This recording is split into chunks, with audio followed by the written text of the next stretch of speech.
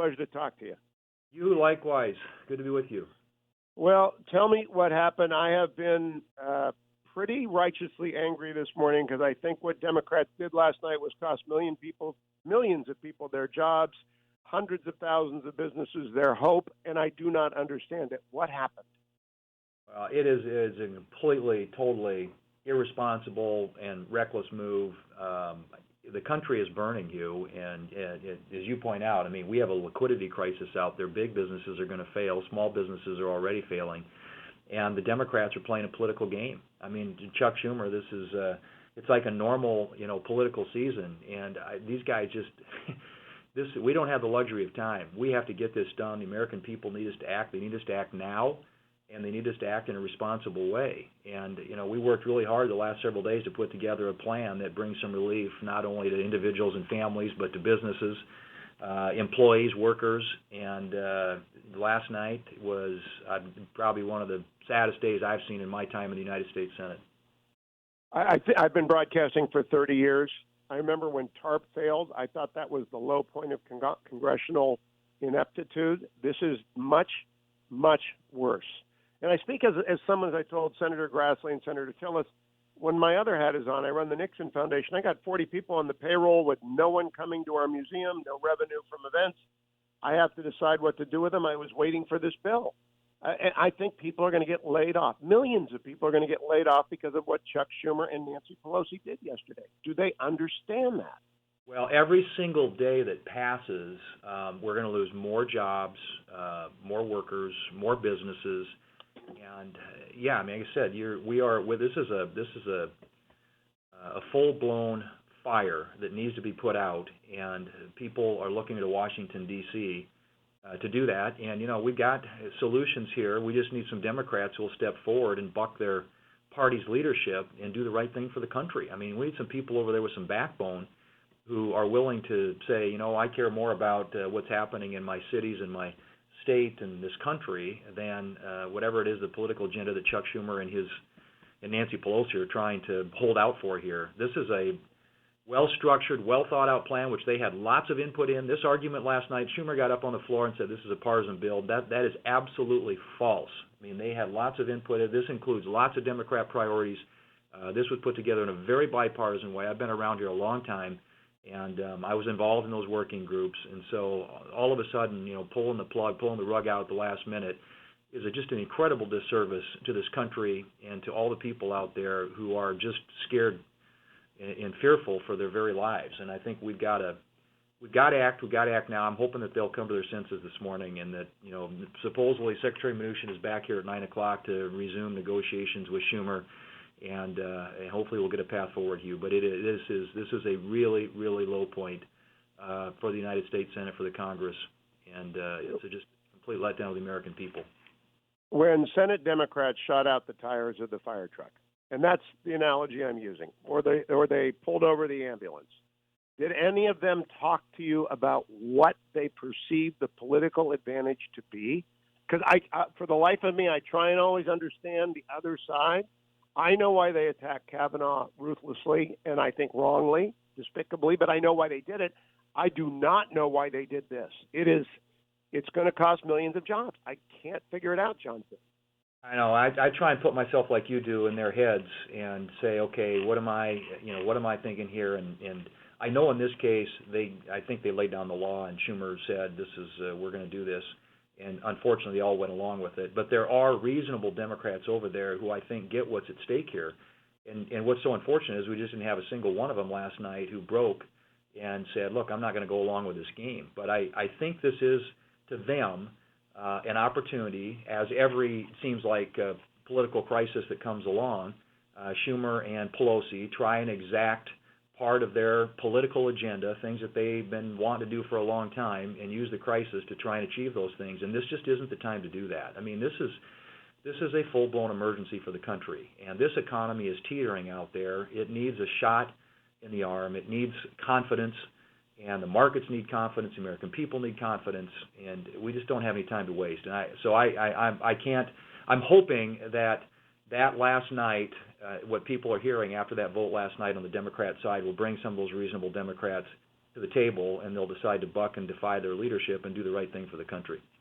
You know, one of my major markets, Senator Thune, is Cleveland, my hometown. And Sherrod Brown is not my favorite member of Congress, but he's a good man. And he knows that all throughout northeastern Ohio, maple syrup festival, one-week economies, I call them. For 2 weeks in the spring, they have visitors by the thousands come.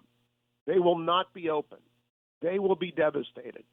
Sherrod Brown knows what will happen if this bill does not provide them aid. How in the world, in good conscience, can he vote against it? Well, that's a good question, and he was involved. He was one of the working groups, and you know, if you talk to the individual working groups and the Democrats who put the plan together, you know, you had a very different experience over the weekend. Well, then the leadership, it you know, elevates up to the leadership level, and Schumer gets a hold of it and sees again a window of opportunity to play political games, to get other aspects or features or elements of their agenda done, and they use they use the crisis for that. And that's just, there's just, like I said, this is not the time to do that. This is not the normal political game where somebody wins, somebody loses. The only losers here are the American people, who are desperately for some certainty and want to see you know, their elected leaders restore confidence in this country and restore confidence in our financial markets, which by the day continue to erode and deteriorate. And if these big companies and by the way, they always talk about bailouts for big companies. These big companies employ thousands and millions of Americans who are going to lose their jobs unless we do something to get some liquidity into the marketplace and allow these small and large businesses to be able to keep people employed. Now, Senator, futures have turned green. I don't know if Senator Schumer has indicated the political blowback must be intense.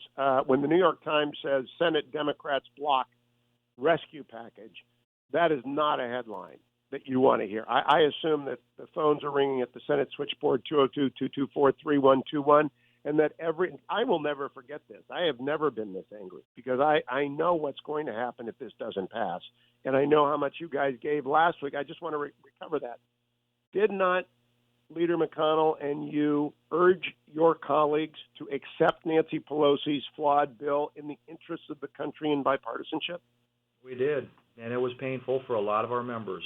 I mean, there were things in there that, of course, we had no role in negotiating that. That was a Pelosi and Mnuchin deal, which many of our members had big problems with. But, you know, it was like, we don't have any choice here. We got to do this. And that's where the Democrats should be right now. But, you know, Pelosi got up here yesterday, and now she's talking about drafting their own bill in the House. I mean, how much time do they think we have here? This is just, it's insanity. And, you know, I mean, like I said, I kind of believe that based on what, you know, you're right. I mean, the phones will hopefully are ringing off the hooks. And by the way, thanks for sounding the alarm. But I hope that reasonable Democrats, you know, come to their senses here in the next few hours, and that we get this thing done before noon, because every day that gets away from us is a day lost in that many more thousands of people who are going to be out of work.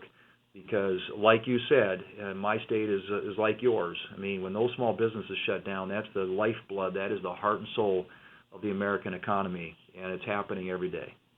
Now, I understood, for example, restaurant chains which had many places of different number of employees. They were over 500 employees, but I understood that the legislation was going to take care of them if each of the location had less than 500 employees. That would have been a ball. I mean, they wouldn't have fired their people, right? They would have just kept them on the payroll. That's right. Yeah.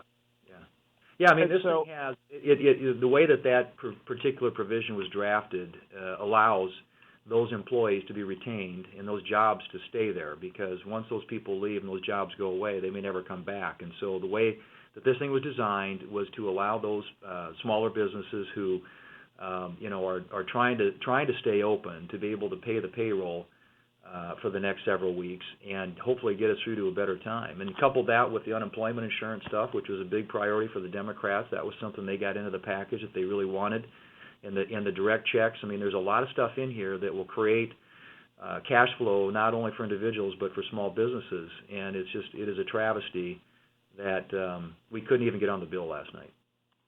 Well, let me close by asking you about something completely off topic. I wrote about it in the Post yesterday. I'm just curious, in phase 4, this is phase 3.